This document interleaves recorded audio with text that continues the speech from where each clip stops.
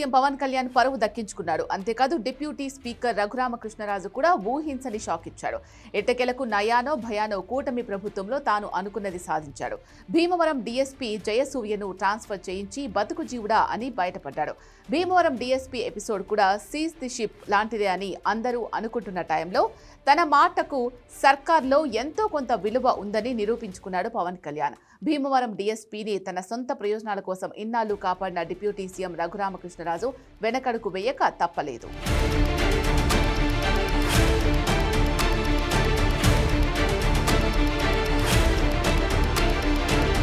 ఎటకేలకు Bhimavaram DSP జయసూర్యపై బదిలీ వేటు పడింది. జయసూర్యను బదిలీ చేస్తూ ఏపీ డీజీపీ ఉత్తర్వులు జారీ చేశారు.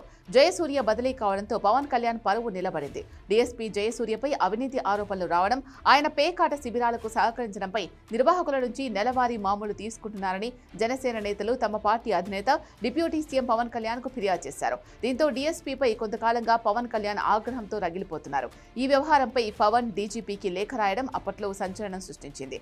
జయసూర్య పై విచారణ చేసి నివేదిక ఇవ్వాలని జిల్లా ఎస్పీని కూడా పవన్ ఆదేశించారు.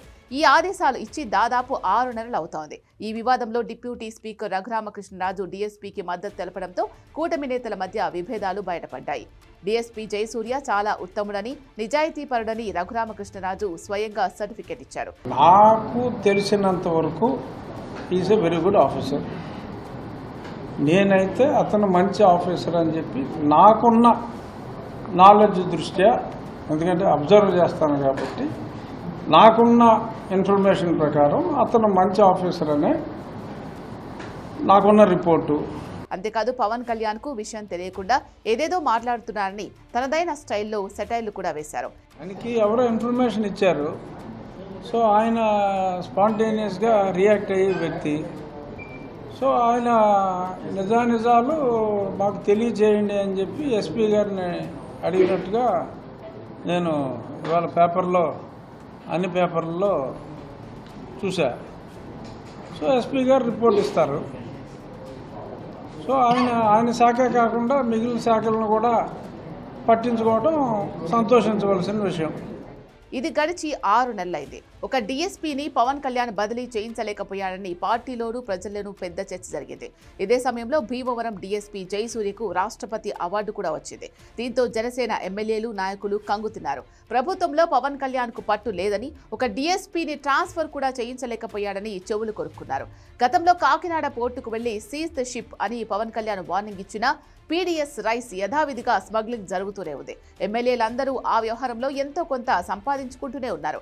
పవన్ కళ్యాణ్ పీడీఎస్ రైస్ విషయంలో ఏం చేయలేకపోయాడని, ఒక జోకర్గా మిగిలిపోయాడని పబ్లిక్ లో బాగా మాట్లాడుకుంటున్నారు. భీమవరం డీఎస్పీ వ్యవహారం కూడా ఇలాగే ముగిసిపోతుందని పార్టీ నాయకులు, పబ్లిక్ కూడా అనుకున్నారు. చివరకు శాఖాపరమైన విచారణ తర్వాత జయసూర్యను డీజీపీ ఆఫీసులో రిపోర్ట్ చేయాలని ఆదేశించారు. తాజాగా జయసూర్య బదిలీ వేటు పడ్డంతో భీమవరం రాజకీయాల్లో ఉత్కంఠకు తెరపడింది. భీమవరం డీఎస్పీ జయసూర్య వ్యవహారంలో డిప్యూటీ సీఎం పవన్ కళ్యాణ్ తో పాటు మిగతా కూటమి నేతలు స్పందించిన తీరు అప్పట్లో పొలిటికల్ హీట్ కు కారణమైంది. ఈ వ్యవహారంపై భీమవరం ప్రాంతంలో అనేక రకాలుగా చర్చ జరిగింది.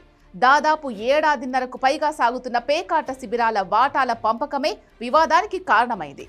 భీమవరంలో 3 పేకాట క్లబ్బుల నుంచి నెలకు 30 లక్షల వరకు అక్కడి గ్లాస్ పార్టీలో కీలక నేత వసూలు చేస్తూ ఉండేవారు.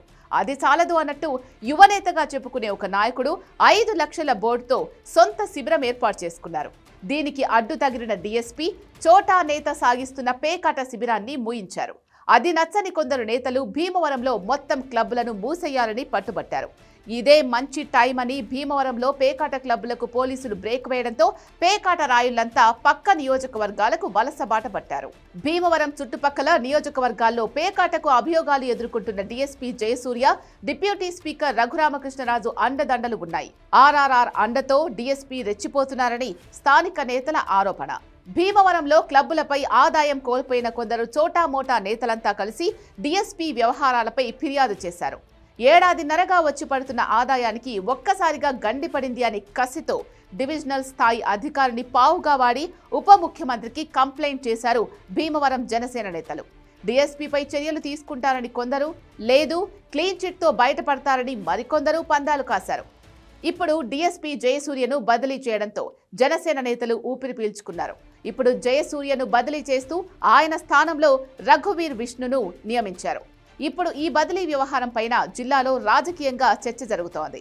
డీఎస్పీ జయసూర్య బదిలీని అడ్డుకోవడానికి రఘురామకృష్ణరాజు చాలా ప్రయత్నాలు చేశారు. ఆయన సపోర్ట్తోనే ఇటీవల డీఎస్పీకి ఉత్తమ పోలీస్ అధికారిగా అవార్డు కూడా వచ్చింది. దీంతో ఈ వ్యవహారంలో పవన్ కళ్యాణ్ జోకర్ అయ్యాడని, డీఎస్పీని కూడా ఏమీ చేయలేకపోగా అధికారి అవార్డు కూడా తెచ్చుకున్నాడని రాష్ట్రంలో జనమంతా మాట్లాడుకుంటున్నారు. అలాంటి సమయంలో డీఎస్పీ బదిలీతో పవన్ తన పరువు నిలబెట్టుకున్నాడు. అంతేకాదు రఘురామకృష్ణరాజుకు కూడా పరోక్షంగా గట్టి షాక్ ఇచ్చాడు పవన్.